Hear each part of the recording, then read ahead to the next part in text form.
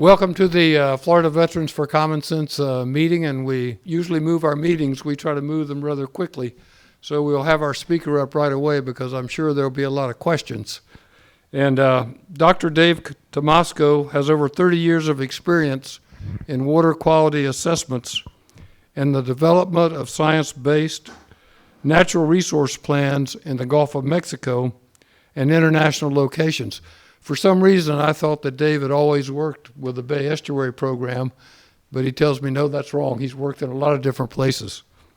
He holds a Ph.D. in biology from the University of South Florida, a Master of Science in marine biology from the Florida Institute of Technology, and a Bachelor of Science in biology from Old Dominion University. And he was the first scientist ever with the Sarasota Bay Estuary Program. And with all that biology background, if he can't answer our questions about water quality, et cetera, I don't know who can. So with no further ado, Dave. Thanks a lot. And I've got a different presentation on red tide than what I'm giving today, but if you've got questions about red tide, please ask them because we've done a lot of work on red tide. And I think it's an incredibly important topic for us to discuss. So this is a cartoon that kind of shows what happens for Sarasota Bay. As you go left to right, that's adding more nutrients. If you want your lawn to look green, if you want your citrus tree to grow fast, add nitrogen fertilizer, right? If you want your bay to be green, if you want red tide to grow faster, add nitrogen. But you don't want that.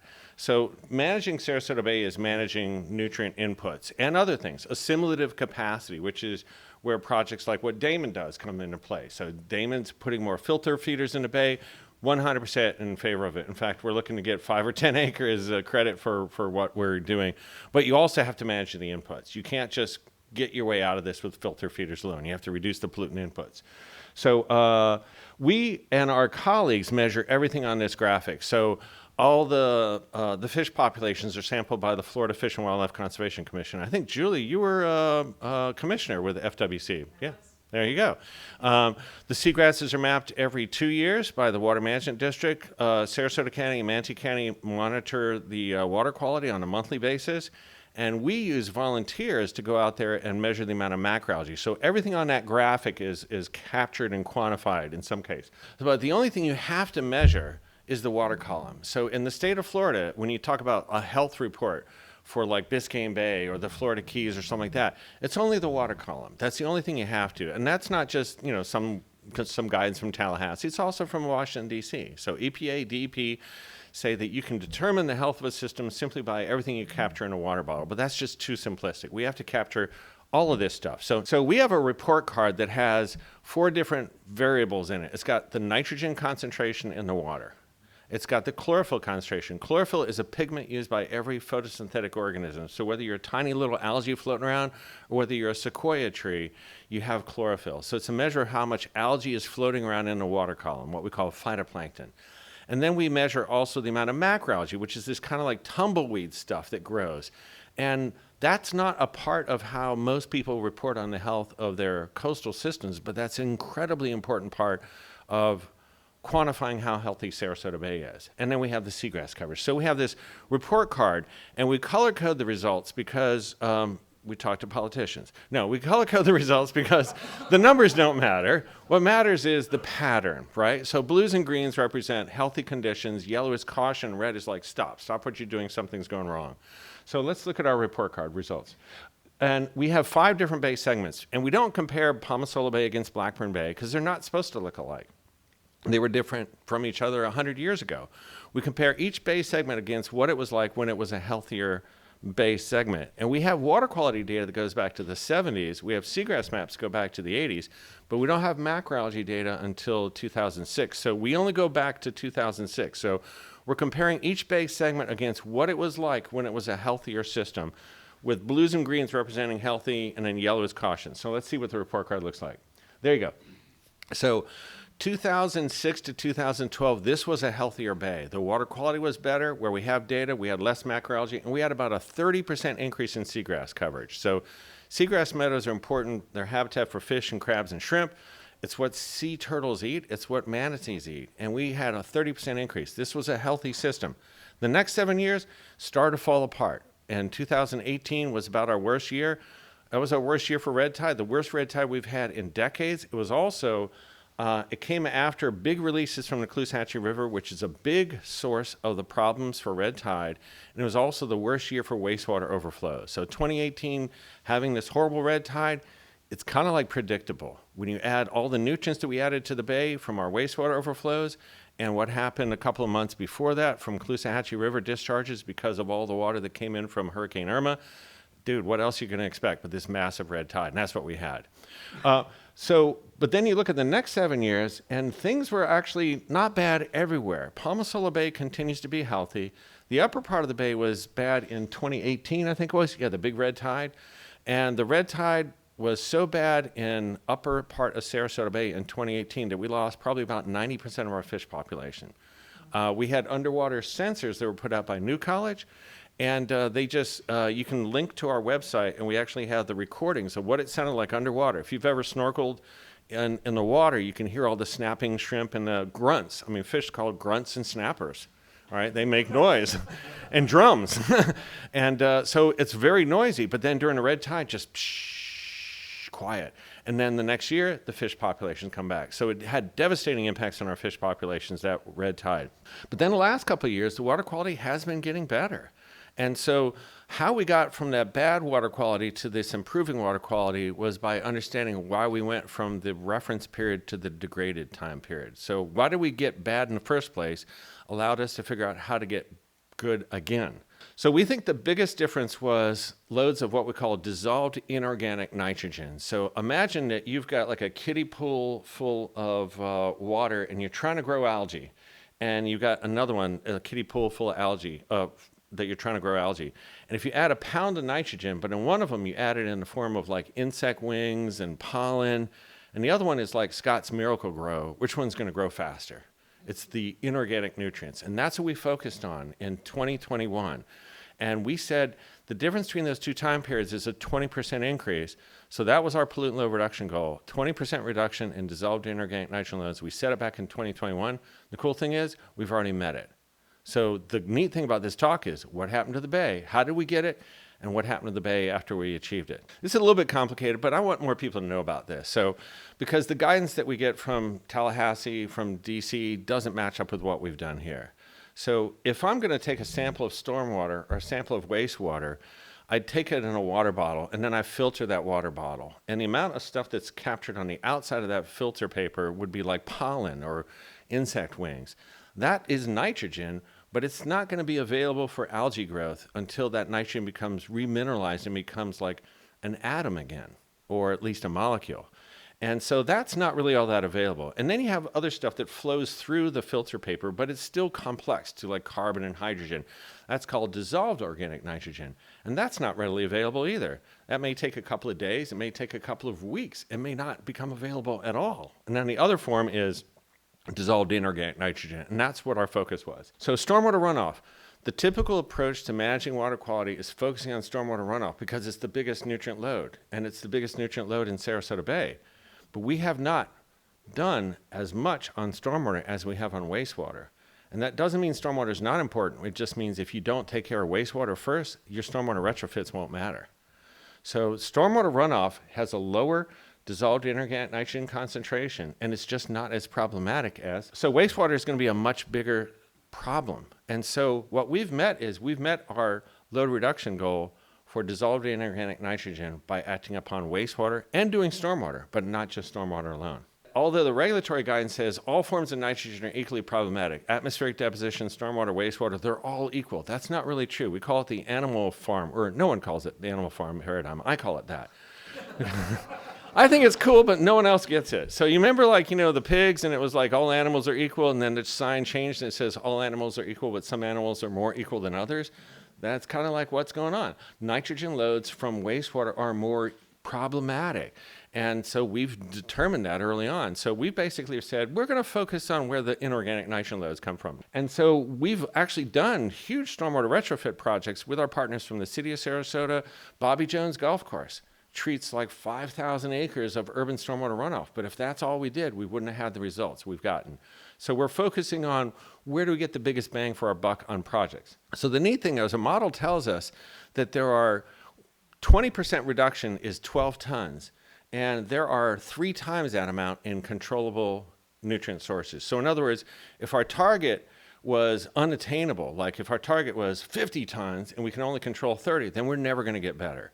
But our target is not to make Sarasota pristine, it's to make it back like it was in 2006, 2012, when we had that 30% increase in seagrass.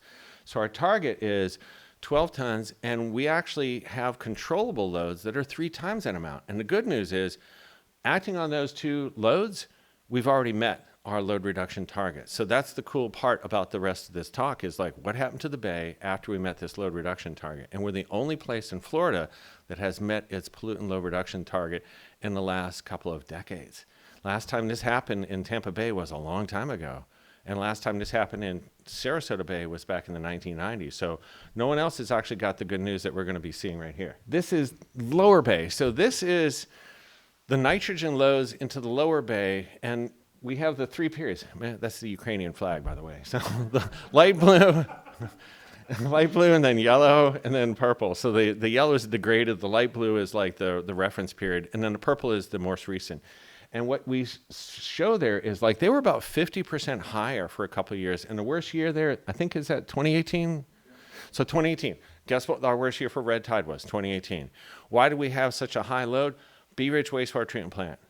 We had, in that year, the yellow years there, we had over 1 billion gallons of wastewater come into our bay that wasn't supposed to come out. It was against the permit, against state law.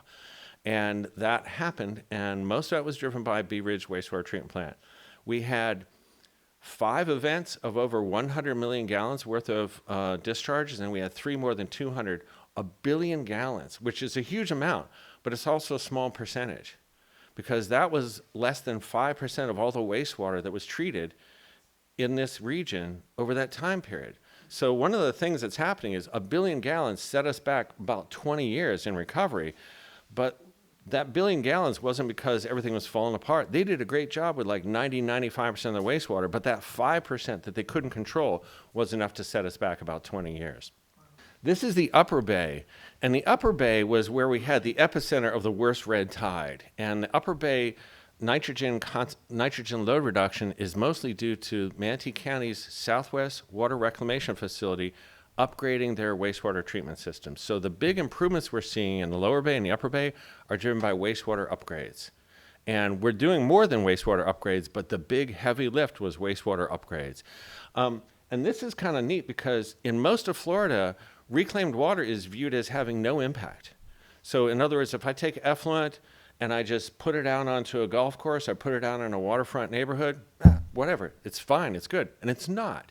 There are places that are adding 70 inches a year of reclaimed water with like 20 milligrams per liter nitrogen, which is way more than the grass can handle. So if the grass is getting more nitrogen across this large area, then it's just making an underwater plume that comes out. And it may take a couple of months, it may take a couple of years, but it's going to come out. And that's what we had in a lot of places. So we're not having that problem anymore in the upper part of the bay because Manatee County invested a lot of money.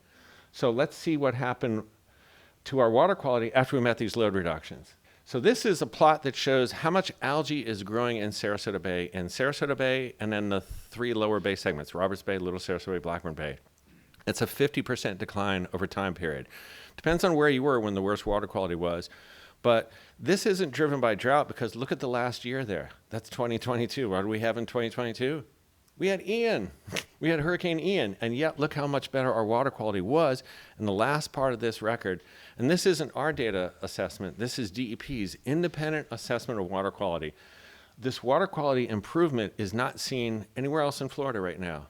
And because of that improvement, we're no longer considered impaired for nutrients. That doesn't mean that we're happy with where we are, but we're happier than we were.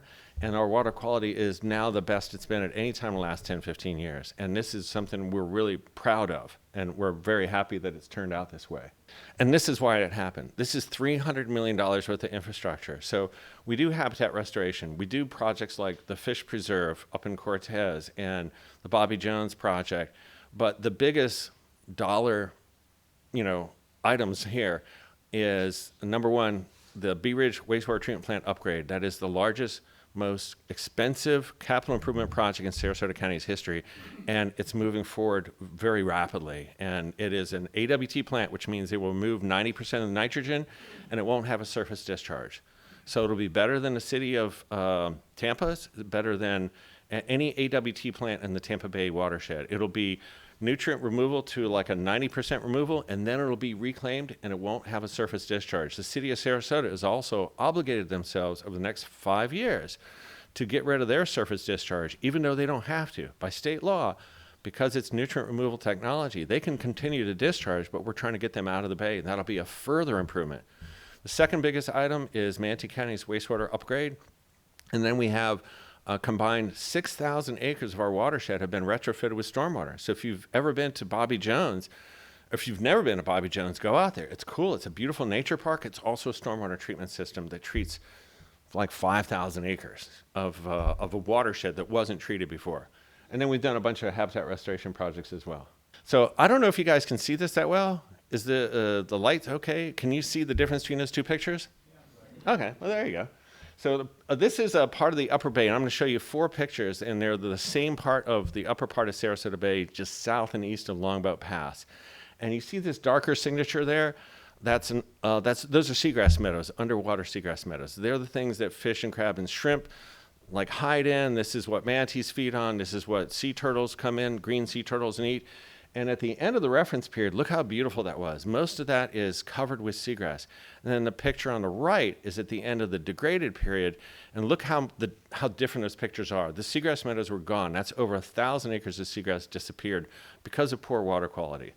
Now let's look at the next 2, please. This is watching it better. The picture on the left is the recovery has already started. That seagrass meadow wasn't dense enough to be picked up by an airplane, so it's not reflected in the 2022 seagrass maps. But we knew it was there because my former scientist and myself, Jay Leveroni, we'd go out there and we were finding it. We're like, oh my God, it's not showing up. This sucks. And but we knew it would come back. And on the right-hand side, you can see how it has come back. So this is the recovery in that part of the bay. These 4 pictures kind of show good, getting worse, getting better. This plot shows the trend in seagrass coverage from different mapping events. So if you're above the red line, that means there's an increase. If you're below, it's a decrease.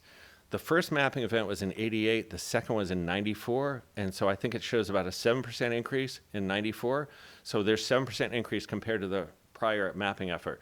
And you can see in the blue, which is the reference period, we had like a 30% seagrass increase between 2006 and 2008. It was a good time to be on this bay. The bay was beautiful back then.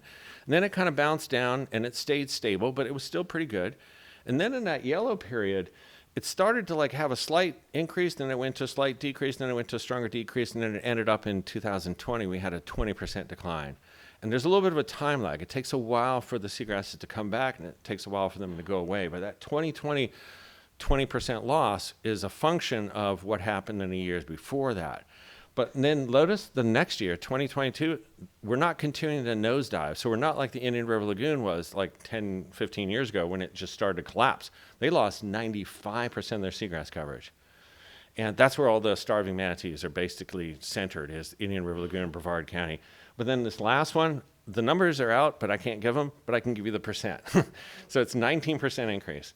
So no one has anything like this. So we are the second biggest increase in 30 years, by far the biggest increase in Southwest Florida is what we've been able to pull off because we got our pollutant loads under control, the water quality got better, and the seagrasses are coming back. So this is a good news story here. And so the wildlife benefits are, there's my colleague from the Water Management District swimming over a bare area surrounded by that dark signature. That's all seagrass. None of that was planted. It all came back on its own with natural recruitment after the water quality got better, after the pollutant loads got under control. And the picture on the right is our colleagues from FWC. They're holding 3 fish. Who knows what types of fish those are? Juvenile gag grouper. So if you like to eat grouper, you catch them out in the Gulf of Mexico as adults.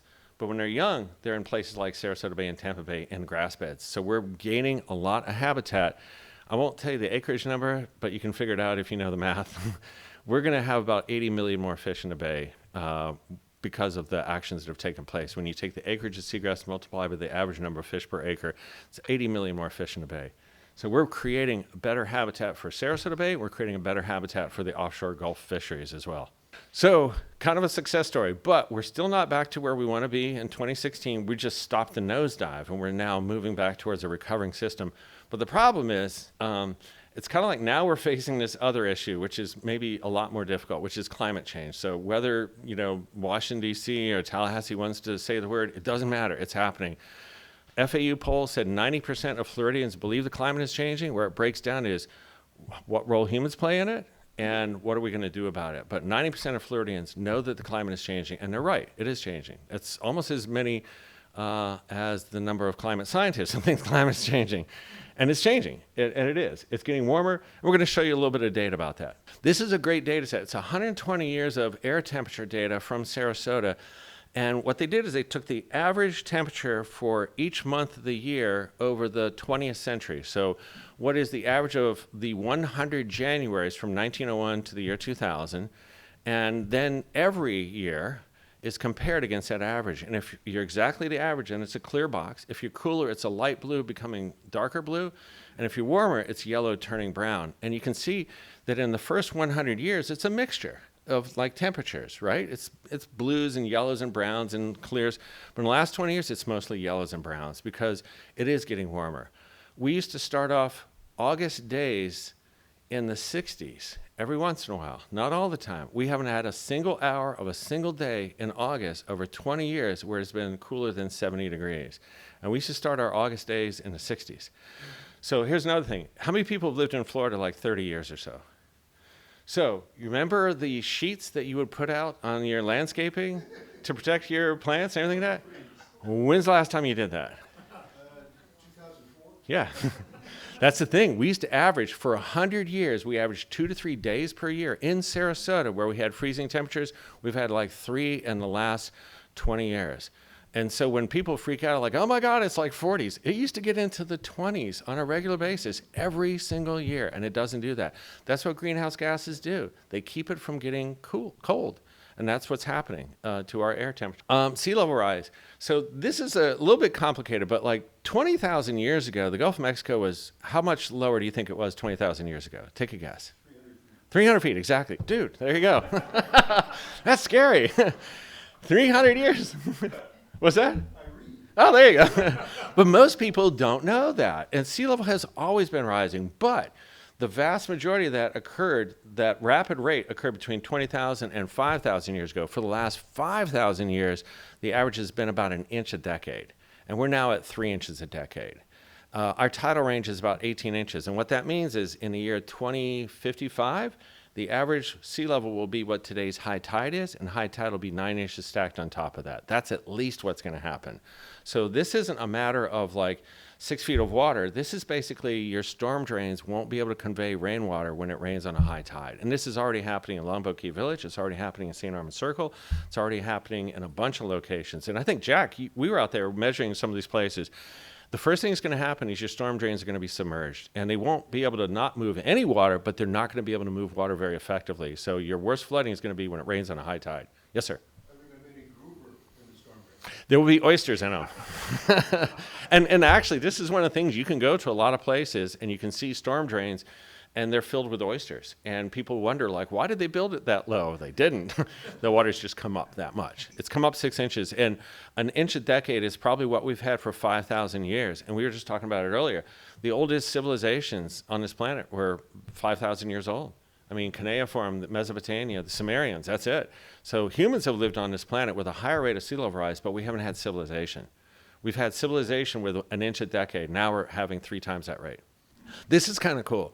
This is temperatures, and there's kind of like, there's not a magic temperature, but like there are temperatures that are kind of threshold for optimal growth of 2 organisms. One of them is Karenia brevis, which is the red tide organism, and the one on the bottom is Dapis pleosa, which is that kind of gross macroalgae that was all over the upper bay after Piney Point came through. And what we see is below 20 degrees Celsius, I think that's the top one, 20? Yeah. Below 20 degrees Celsius, the growth rate of Karenia brevis slows down. And what we see is that in the 1980s, so like 40 years ago, there was about 3 months per year where it was too cold for maximum growth rate, now it's only a month and a half a year. So the time period during which Karenia brevis slows down is it now can grow a longer period of time at a higher rate. And the other one is Dapis pleosa, which means what is the temperature, which sounds like something Hermione would say, right? Dapis pleosa. So the other one is it grows faster at 25 degrees, and we've gone from 5 to 6.5 months, I think. So we're increasing the growing period for harmful algal blooms. So even if our nutrient loads are being lower, we're now increasing the amount of time. So if it never goes below 25 degrees, we won't have a 10-month growing season, we'll have a 10-year growing season. And this is why, as good of a job as we're doing with water quality, we have to do a better job in the future because the water is warmer and it's going to make harmful algal blooms grow more easily for a longer period of time. And then the magical thing that's happened lately is how many once in 100-year events we've had lately. So if you remember Ian, this was an aerial photograph of Blackburn Bay before and after Ian came through. It was beautiful, and then Ian came through. And then we had Nicole, and I don't even remember Nicole. I don't remember what Nicole did, but it was apparently a storm, and there's so many, it just blurred. And then we had Idalia in 2023. Idalia was 100 miles offshore, and yet it put water almost all the way across Anna Maria Island, and it almost inundated our evacuation routes going to Anna Maria Island from the Manatee County shoreline. And then we had Invest 90L. That was the greatest amount of rainfall in an hour period on record. So we have daily rainfall data sets that go back 120 years. We have hourly rainfall that goes back 50 years. This is the most intense rainfall in an hour. It's about 4 inches. 4 inches of rain in an hour. That's the highest we've had in 50 years. And then we had Debbie. So if you remember Debbie, caused all the flooding. Debbie had, quote, once in a century rainfall. And then we had, Debbie, and then Helene. So record-breaking storm surge. And then we had Milton, which is a Category 3 hurricane. So we're getting weather patterns, and we don't want to suggest that this is going to happen every year. But weather years like 2024 are going to be more likely in the next 30 years than the last 30 years. So what we're doing is we're increasing the chance of having years like this because it's just warmer. Hurricanes are heat engines. And what that means is if you provide more heat, warmer water, warmer and moist air, you're going to have a bigger hurricane. And so if you remember Michael in 2019, I think it was, Michael went from a tropical storm, 18, went from a tropical storm to a Category 5 hurricane in 3 days. And I think that's scary. Hurricane Otis. Anyone ever heard of Hurricane Otis? That's when it hit Acapulco. How many times have you ever heard of a hurricane hitting Acapulco? Hurricane Otis went from a tropical storm to a Category 5 hurricane in less than 24 hours. And so imagine you're the forecaster of the whatever is left of NOAA, and your job is to try to tell people what a hurricane might do to your system. And you've got a hurricane that can go from a tropical storm to a Category 5 in less than 24 hours. That's because the water temperature was higher than 88 degrees. 88 degrees. We hit 88 in May.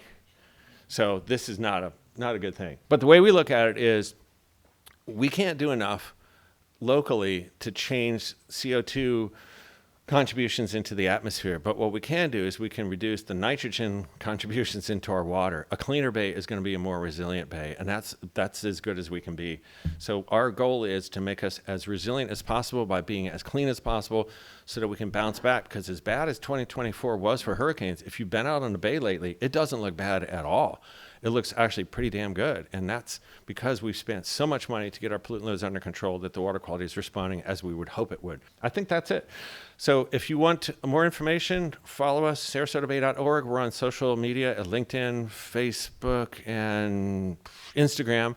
Or point your phone at that QR code, and it'll take you to our management plan in an online format that's actually pretty cool. It's a lot easier to read than a 200-page document. And with that, any questions you have?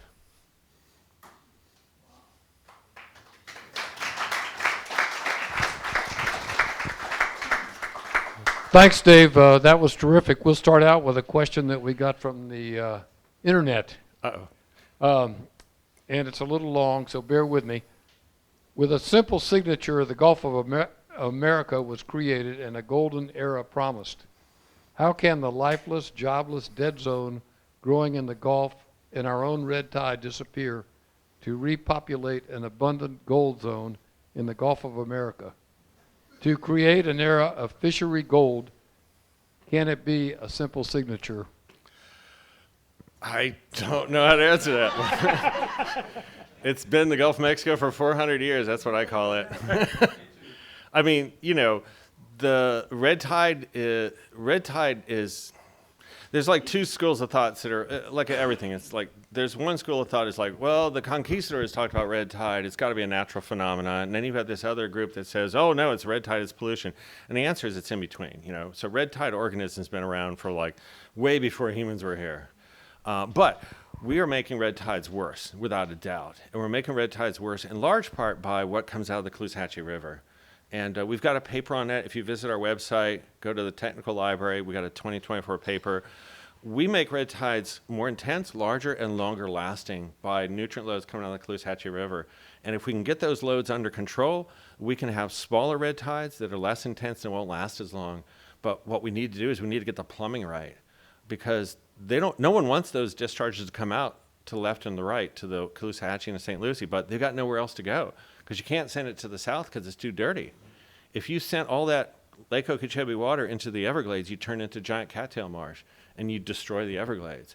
So what they're trying to do is to build up enough reservoir to hold the water and then slowly run it through these stormwater treatment areas. And is it enough? I don't think so, but it's at least going to be better than what it is. So red tides don't have to be as bad as they've been for the last couple of decades if we do a better job with managing discharges in the Caloosahatchee River. That's as far as into that question as I'm going to go. And then we'll get to the next one. Try this one. When will they support, and I guess they're talking about the Estuary Bay Program, train and engage with citizen scientists to do water testing in residential canals? Oh, that's a great question, actually, because they're underreported, residential canals are, but we are working with folks like the Oyster Boys, and I think you do some work with Oyster Boys too, don't you? So Oyster Boys are a group that actually hangs vertical oyster gardens off of people's docks. And what that does is that increases the amount of filter feeding capacity. So oysters are going to be good, and hanging those off of your docks is going to be really good. One of the biggest concerns we have is if you go out across the bay and you go out on a boat and you see seawalls, concrete seawalls were flat seawalls, right? And you see these seawalls that are kind of crenulated, they look like corduroy, those are plastic seawalls. They're PVC and or fiberglass. And one of the big things you see on that is a concrete seawall grows oysters and a PVC seawall grows hardly any oysters at all.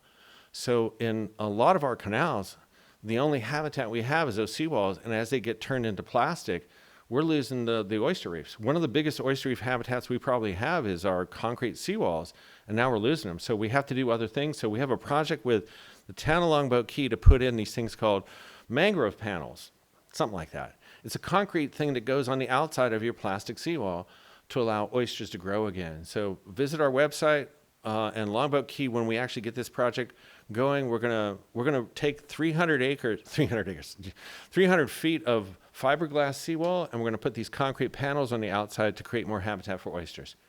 But also, if you live in a waterfront canal, don't over-fertilize your lawn. Pick up after your dog. Hang some vertical oyster gardens. Look into getting some mangrove panels, and you can make your own water quality better. That's a great answer. So if there's questions, raise your hand and I'll bring the microphone around to you. I got to ask, what we know about microplastics, why are we using plastic in any capacity to create habitat? That just doesn't make any sense to me at all. Yeah, they're not there for habitat. They're there only because they're cheaper than concrete. So we don't know why the plastic seawalls don't grow oysters. It could be that it's going to get better over time as maybe they age a little bit, or it could be that there's something in it, because if you look at some of the people who are building these plastic seawalls, they're specifically targeted as no biofouling because you don't want to have your seawall covered with stuff. So we're replacing oyster containing concrete seawalls with plastic that'll grow barnacles but not oysters. So yeah, we don't know why that's happening. It could be a compound in it because if you've ever been in a hardware store, there's a difference between PVC that's indoor PVC and outdoor PVC. Outdoor PVC has compounds to keep the plastic from breaking down under UV light, like benzone. So these seawalls probably have benzone impregnated into them to keep the plastic from breaking down. And people are like, oh my God, benzone, you're poisoning the bay. Benzone's in chapstick. So every time you put chapstick on your lips, you're putting like the same stuff that's in the plastic seawalls. So plastic is everywhere. Yeah, I mean, there's like a teaspoon of plastic in each of us, I think, something like that. Or maybe it's in our brains, I forgot. Dave, There's a teaspoon of plastic in some part of our body, on average. Dave, could you talk a little bit about funding and funding changes of late for the estuary programs, and not just ours, but Yeah. all of them? So, yeah, that was really exciting. So what we've seen over the last couple of months is a total uncertainty about our funding. So the Sarasota Bay Estuary Program, we are not federal employees. We are a special independent district in the state of Florida. We're like Disney or Reedy Creek, or the Villages is a special independent district, and so is the Daytona Speedway. But we got about 85% of our money from the federal government, and I think about, I don't know, it's a couple of weeks ago, that money went away. And we have bills to pay. We do restoration projects with people, and we get bills of like, we spent $2 million on restoration. And so we had a 4-hour notice that our money was going to go away. And so we told everyone to send us your invoices because at 5 o'clock the money's going to go away. And the money went away at 4:55. And so we had $116,000 worth of invoices and we couldn't pay them. So what we were going to do is we're going to dip into our reserves, which is how we have enough money in case this happened with the federal government, we'd be able to continue for like 6 months. And now that got brought down to 3 months. So we have enough money to last 3 months if the money goes away, but we don't really know what's happening with our federal dollars. We're a grant recipient from EPA, and the language that we hear from DC is that EPA's funding is going to go down by 65%. So if it goes down 65%, then the question is, are we the 35 or are we the 65? So I'm giving a talk up in DC about the value of the National Estuary Programs to EPA, because honestly, they do a really bad job of communicating to Congress what a great job they do. There's success stories all over the place. New York, New Jersey harbor is cleaner now than it's been at any time since the Civil War. Long Island Sound, the western side of Long Island Sound had this problem with low oxygen. It used to be 200 square miles that wasn't enough oxygen for fish. Now it's only 100 square miles. So it's still 100 square miles, but it's still cleaner than it was 50 years ago. The levels of PCBs in the East River and the Hudson River is down by like 70, 80%. So I was up there as a reviewer. I went swimming off of Brooklyn, and not in the ocean, but in Rockaway Bay, because they have stricter bacteria standards than we have in Florida. And Jamaica Bay meets at 80% of the time. So there's really good success stories all over. Chesapeake Bay is cleaner by far than it was in the 1980s. It's got twice the seagrass coverage they had in the 1980s. But no one seems to know these things, because I think part of the problem is EPA does a really shitty job of explaining the good job that they do in making water and air cleaner. I mean, think about Los Angeles' air quality. If you watch TV shows in the 60s and 70s like Dragnet, you didn't know there were mountains, right?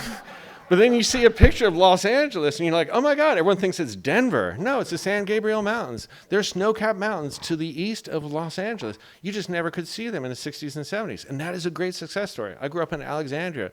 Potomac River was disgusting. Now, think about Potomac Yards and National Harbor and all this stuff along the waterfront. So there are a lot of success stories. The Thames River is cleaner than it's been in centuries. In the Seine, when they had the swimming event in the Paris Olympics, yeah, maybe someone got sick, but it used to be like hundreds of people would get sick if they did that. So there are a lot of good success stories, and I think EPA does a really bad job of like explaining the value of what they do, just like NOAA, National Marine Fisheries Service. I worked for them on a fishing boat in Alaska, where we actually worked on a foreign boat that actually paid money to a bank account that built up the reserves that allowed the U.S. fishing fleet to be as big as it is. Because when you see that show like Deadliest Catch, they never had enough money to bankroll fishing, but the money to bankroll the American fishing fleet came from foreign boats fishing in U.S. waters overseen by the National Marine Fisheries Service. So they do a really bad job of explaining how valuable they are, I think. Yeah, Dave. My main question is something I've asked a lot of people for many, many years now. It just seems to me that we don't do as good a job as we should in relaying all the good things that you're talking about and all the ways that people can make the bays better. You know, especially things like, you know, when we passed the fertilizer ordinance and that kind of scenario. But it just seems like we're keeping all these good things. It's kind of like the thing with the Bible. Don't keep it hidden under a bushel basket. Yeah. And I'm just wondering, do you have any ideas of how to get more of the general public educated in what we're doing and what we're talking about, to get them on board, to put the pressure on their and our elected officials? Yeah, I agree. I think 2018, 2020, it was a lot more consensus that something was wrong, we needed to do anything. And now it's really, there's still problem areas. I mean, like the Manatee River's got a lot of issues. Bradenton's wastewater treatment plant has been discharging 100 million gallons of raw and partially treated sewage, and that's bad, but we had 1 billion gallons. You know, so it's a level of, it's an order of magnitude less bad than it used to be.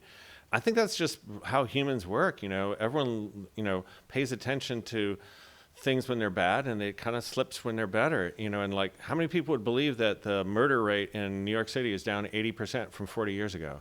And no one believes it, but it's true. And I think, you know, the bay being cleaner now is, a lot of people don't want to believe it, but it is. I mean, whether you believe it or not is irrelevant. It just is. It just, you know, we have all the multiple lines of data to show that. I think it's harder for people to get excited about good news than bad news. And that's been a real problem for a long time, because I think they tend to react when things are bad and underreact when things are good. And so because we underreact when things are good, we start getting bad again. And then all the money comes flowing. It's like red tide research. Red tide gets a whole lot of research money when there's a red tide. And then we don't have a red tide for a while, and then everyone forgets about it. And we go after like gimmicky things. And I'm part of the gimmicky thing too. We have the magic jet ski study. But like that was a Band-Aid. If you really want to like help make sure the red tides aren't as bad into the future, we got to get Caloosahatchee River discharges under control, and that's going to be massively expensive. You can't solve that with $50 million. You need billions of dollars. The amount of money we've spent in Sarasota Bay is $300 million. The amount of money they need for the Indian River Lagoon is $5 billion. And when you get $500 million and you need $5 billion, it's just not enough. And we don't talk money enough. I think that's the other part of it. So, you know, you take whatever everyone gives you. And like if your car needs a new transmission and someone like makes a big deal out of giving you a free oil change, you should say, oh, thanks, but I need a new transmission. And we need, you know, transmission level of retrofitting in our watershed. And it can happen. There's lots of good examples of recovery. San Diego Bay is cleaner than it's been at any time in decades. Newport Bay, California. There's success stories all over the place. We just don't do a good job of marketing them, which is a bummer. I don't know the answer. It reminded me that I dove Point of Rocks as a 6-year-old. And I used to go down there and shoot fish. The water was crystal clear. With a spear gun. And that's right. Not just sitting there with a shotgun. You know, so what can I say? But the water was full of large animals. Yeah. 7-8 foot manta rays were regular. It was crystal clear. And at that time, we cut the intercoastal waterway. Sounded like a good idea at the time, I guess. So are there other big projects like this that sound like a good idea coming our way? And are there other, let's put it the other way, that we would look at and go, oh, no, let's not do that. Are there big ideas coming our way that we wouldn't know about that are not so good, like more Eastern development without yada yada? Yeah. And are there other big ideas that are good that we're not aware of that we could hook up with and hook our wagon to? Well, I think so we believe we can hold the line on water quality by a couple of things. New development has stormwater rules and regulations that should be stricter now. I mean, it seems like after decades of people talking about stormwater rules being stricter, it sounds like they're actually going to do it. So stormwater rules wouldn't just be a regular pond. It'd have to be a pond where the water is reapplied onto the landscape. That should be really good. So the new development wouldn't have as much of a problem. The issue we have with stormwater is really not the new development, it's the old development. It's the older places, you know, right around the waterfront. That's where there's no stormwater treatment whatsoever. So the challenge is going to be trying to find locations where we can do large stormwater retrofit projects for older development, because all the older development with no stormwater is contributing much more pollution than Lakewood Ranch. So, yeah, I understand. Focus on Lakewood Ranch, get all that. But that old development is much more polluting acre per acre than the new development. It just is. And getting our wastewater under control, getting those old development opportunities, we believe we can hold the line. That is, we can hold the water quality as good as it is now, which we think is going to be the minimum we need to do as the water gets warmer. One last thing. I'm really glad that Milton opened Midnight Pass, because it stopped Sarasota County from doing something much more damaging. And like 15 years ago, the plan they had, I think, cost $800,000 to do the plan, and they never even came close to getting their permit, and they wouldn't have gotten their permit. So this actually is the best case scenario for increasing the tidal connection between Little Sarasota Bay and the Gulf of Mexico, is what Milton did. It's been 4.5 months. I was out there last week. That pass is strong, and we think it's going to be stable. Not stable, it's going to be persistent, but moving around. So keep people from building houses next to Midnight Pass. Maybe that'll be the key. Michael Evanoff's house is probably going to go bye-bye. But literally, that's probably one of the best things that could have happened, was letting the storm do that, rather than like Sarasota County going down this pathway that would have been millions of dollars spent and not being successful. So, Dave, I've got a few questions from people on Zoom, and a couple of them on Midnight Pass, which you mostly addressed. But in particular, how does the reopening of the pass affect the bay water quality? The bay's water quality in general will be better. It'll be saltier, so there will be some adverse impacts in terms of, if you live along, like, the mainland east of Midnight Pass, it's going to be easier for a storm surge to get in. Your FEMA floodplain maps will go up. Your flood insurance will go up when the maps represent that. Because you had like a berm that separated you from the Gulf of Mexico. Now you got a berm with a hole in it. So your floodplain maps will go up, most likely. So your flood insurance rates are going to go higher if you live along the mainland there. Red tide, it's a lot easier for red tide to get in there. That's just the way it is. But that's really restoration in its purest sense, which is restoration can be viewed as like undo the dumb things that humans did. So we made that pass maybe a little bit less stable with building the ICW, but it was, the proximate reason why it was closed with bulldozers. So by it being opened by a storm, you've kind of like reset it back to the way it was for 100 years. So there was a connection for 100 years, and there wasn't one for the last 40 years, and now there has been one for the last 4 months. So I'm really glad there's one there, but there will be some changes in there that'll make it, not ideal for everything. One of the biggest concerns we have is there's a lot of manatees in that system in the summertime. And a lot of people have been told for years, Little Sarasota Bay is dead, it's a toilet, nothing uses it, and that's just not true at all. It's been different for 40 years, but it's never been dead. It's been a great place, and you can go there when there's a red tide raging out in the Gulf of Mexico, and there was no red tide in Little Sarasota Bay. And in 2018, as bad as the red tide was, in all of Sarasota Bay, there was hardly any red tide in Little Sarasota Bay. It was far away from the inlet, and it was a low salinity, so that's where the manatees congregated. And now we have I got a picture from this weekend of 70 boats out there. And I've been a boater for 40 years, but we just need people to be aware of the fact that there are manatees there. It's not dead. It's not a toilet. It was always seagrass meadows. There's always manatees there. Just be careful. You don't want to be the first boater to kill a manatee in Midnight Pass. Thank you. Next question is, does Sarasota County inject wastewater discharge into the earth? Charlotte County boosts the fact that it does not pollute our estuaries and wastewater because it sends it underground instead. This doesn't count the reclaimed water. What do you think of injecting wastewater into the ground? It's been done for decades all throughout Florida, and I think one of the important things is it's never raw sewage. It's always treated effluent that could be surface discharged, and it's never in a drinking water aquifer. So, for example, the city of Sarasota's discharge goes down to 3,000 feet, and no one drinks water from 3,000 feet. That is salty water from millions of years ago. And so what happens with the city of Sarasota is they have wastewater and they treat it to levels that are good enough they can discharge into the bay, But they don't like to do that. Instead, they put it out to reclaimed water users all over the place. And then in the wet season, nobody really wants reclaimed water, so they have wet weather storage. So they have those big tanks. When the tanks get filled, that's when they do a deep well injection. So it's never the first thing they do. It's usually the third thing they do. Okay, thank you. In addition to losing oysters, we increase microplastics in the sea population. Yes or no? Yeah, there's a lot more microplastics in our system. And the the thing is, where do they come from? And microplastics usually come from things like we wear. So PFAS is used to like make waterproofing for like clothes, and it's used in cosmetics. People pay a lot of attention to the firefighting foam and all that sort of thing, but PFAS from wastewater is coming from Teflon cookware and clothes that you wear. So if you have a rain jacket like I have that keeps you like, dry in the rain, it's probably got a lot of PFAS compounds in it.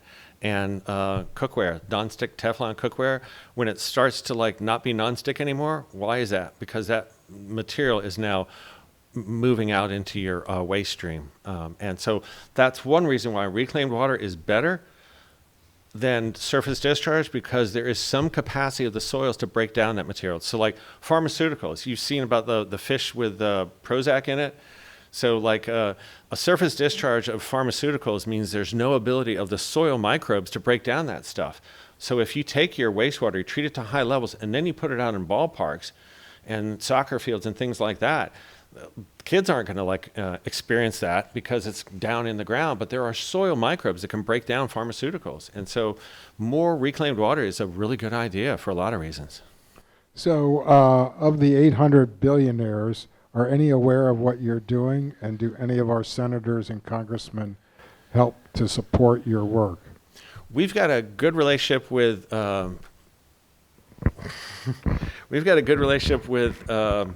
God, I can't remember his name. It's a great one. Vern Buchanan, I apologize. His office was 50 feet away from him. We have a really good relationship with him. We've got a good relationship with Fiona McFarland. Vern is in the U.S. House of Representatives. We've got a good relationship with Greg Stubbe. His chief of staff is someone I've known for 15 years. So we have good level of recognition with Vern Buchanan's office and with Greg Stubbe's office. They're both in the U.S. House of Representatives. We have good working relationship with Fiona McFarland, who represents this part of Florida in the Florida House. And she is co-sponsoring with Lindsey Cross, who's a Democrat from St. Pete, an appropriation request for the NEP to get $1 million, because we're not sure we're going to get our federal funding next year. And if we don't, we're going to go away. And so she is moving forward with trying to get an appropriation through the Florida legislature to get $1 million for the NEPs, which would replace the federal dollars. We have a pretty good relationship. We have a really good relationship with local elected officials at the county level and the city level. Dave, thank you very much, and that was a wonderful presentation. Appreciate it very much. Thank you. Thanks a lot. Thank you. Thanks a lot. Thanks for everything. And just to close up the meeting, I'll remind everybody that one of the things that we work on very hard is trying to combat climate change. And you see one of the reasons we do it, but we see it as a national security issue. So that's one of the reasons that a lot of people say, well, why are veterans involved with environmental things? But it's pretty clear that we're trying to protect our country. That's what we do. And I also will mention there's a special election coming up in Florida on April 1st, and this may be an opportunity to put some brakes on some things we're not liking in this country. And so please take a look at those candidates, and choose the ones that are going to help and not hurt. That's very important. So thank everybody for coming tonight, and thank all you guests. It's really been wonderful to have you here and all the support that you're showing. And with that, no further ado, meeting adjourned.